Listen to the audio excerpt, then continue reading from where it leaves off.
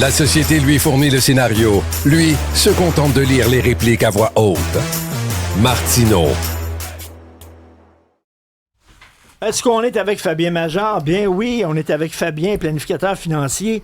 La bourse ouvert aujourd'hui en hausse. Des records. Mais eux autres, donc finalement, les Américains s'en foutent de ce qui se passe avec le Canada. Carrément. Ben, Tout va bien pour eux autres. Ben, les Canadiens aussi, je te disais hier que Bay Street n'en a rien à faire. Et puis, aujourd'hui, c'est record pour le SPTSX à la Bourse de Toronto. Oui.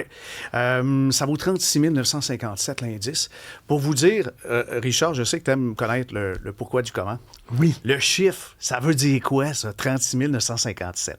Si on prend toutes les actions en circulation avec l'argent, ça signifie qu'une action, en moyenne, ça vaut 36 957 $. Alors, c'est des dollars. Mais évidemment, aujourd'hui, il y a des fractions, tout ça, mais le chiffre qu'on voit, ben, c'est multiplié. Aux États-Unis, c'est 53 000 le Dow Jones. Mais la bourse, tu me dis ça souvent, Fabien, la bourse, ça mesure le degré de confiance. Le degré de confiance. Donc, le marché a confiance. Il y a confiance parce qu'il y a des bénéfices qui sont attendus.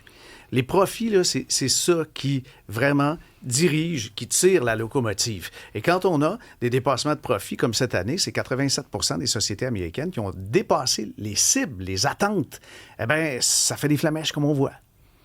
Puis c'est ça. En ce moment, on ne regarde que les profits, puis on va surveiller cette semaine NVIDIA, qui est une des plus grosses compagnies au monde, qui fait le design de cartes graphiques pour l'intelligence artificielle. Alors, elle publie ses chiffres. Si ces chiffres sont satisfaisants, ben là, c'est feu d'artifice, puis on se fout de Trump et les autres. Et tu dis que c'est temps d'investir dans nos REER et nos CELI au Canada. Ben oui, parce qu'on a tendance à croire que America is a big thing. Oui. Et puis, sont les plus gros, sont les plus forts. Un instant, depuis le début de l'année, la bourse canadienne, c'est quand même quelque chose. On est à 12 mois. C'est 33 % de rendement. Puis, la bourse américaine, sur 12 mois, c'est 21. Alors, c'est plus fort. Et ce qui est encore plus fort, 39 % de rendement, c'est le marché émergent. Marché émergent, ben, vous avez la Corée là-dedans, l'Inde, vous avez le Brésil, on a le Vietnam, on a les Philippines. Mais bref, l'économie, ce n'est pas que les États-Unis. Puis moi, je ne crois pas tellement au phénomène du boycottage en ligne, puis favoriser, puis on boycotte Shell, on s'en va maintenant chez Pourquoi Essos. tu ne crois pas vraiment à ça? Ben, ça dure le temps des roses. Hein? C'est exactement. Ça ne dure pas quand on ne comprend pas un fondamental. Mais si on dit aux gens, favorisez donc les compagnies pour que votre voisin soit encore là avec sa famille, ses petits, puis qu'il puisse acheter une piscine. On devrait toujours faire ça, pas seulement en temps de crise avec les États-Unis. Favoriser sa famille, favoriser ses amis, ses voisins. Puis on peut faire la même chose dans les REER, dans les CELI. Et puis là-dessus, les rendements sont là. Depuis 5 ans, là, c'est à peu près 16 % de moyenne par année pour les actions canadiennes. Les actions américaines, 16 %. Malgré que nos indices ne sont pas dopés avec on les appelle les merveilleuses 7, là, les 7 magnifiques des compagnies de techno.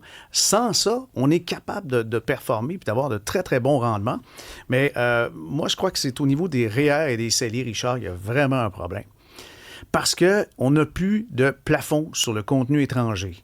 Jusqu'en 2005, il fallait tout le temps surveiller ça quand on cotisait à nos REER. « faut pas que je dépasse mon plafond d'un coup. J'en mets trop au state. » Et ça, c'est levé depuis 2005. Il n'y en a plus de limite. Ce qui fait que la majorité des gens ont peut-être 50 % de leur investissement qui sont maintenant à l'étranger.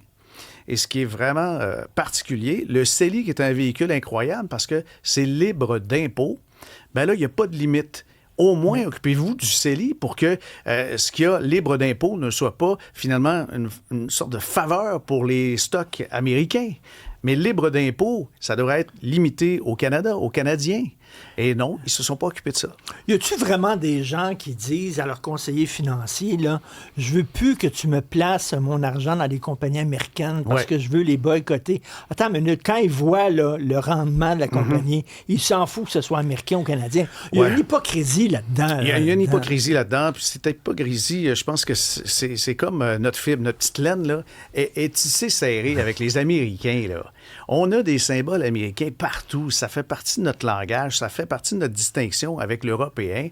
On a de quoi d'américain quelque part. On ne veut pas le détricoter, mais on peut-tu favoriser un petit peu plus les sociétés canadiennes pendant que le voisin nous fait des jambettes?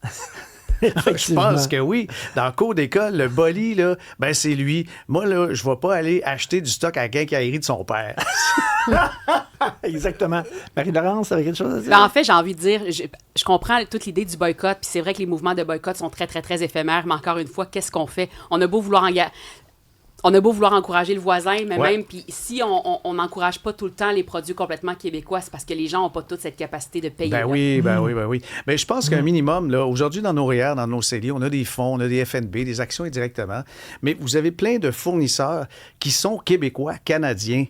Un petit devoir ce soir, bien simple. Demandez à votre conseiller planificateur, votre banquier préféré, si vous en avez un, où se trouve le siège social mondial, le centre de profit du propriétaire de votre firme.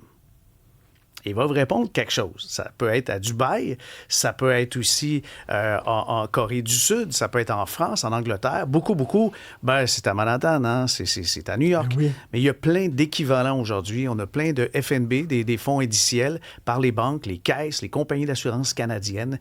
Les frais sont aussi bas et les rendements meilleurs, sinon égal. Bon, ben, écoute, je vais appeler mon conseiller financier. Fais donc ça. Préféré, ton préféré. Tu le connais un peu. OK, merci beaucoup. Merci. Salut.